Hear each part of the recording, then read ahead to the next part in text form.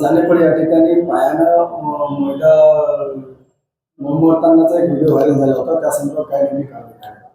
त्या दिवशी जशी माहिती सोशल मीडियाच्या माध्यमातून कार्यालयास प्राप्त झाली, तर या कार्यालयाचे अन्न सुरक्षा अधिकारी श्री भोपाळे साहेब आणि श्री वसावे यांनी घटनास्थळी लगेच भेट देऊन त्या ठिकाणी तपासणी केली आणि ज्या गोष्टी त्या ठिकाणी आढळून आल्या त्यानुसार त्वरित त्याच्या व्यवसाय बंदची नोटीस देण्यात आली.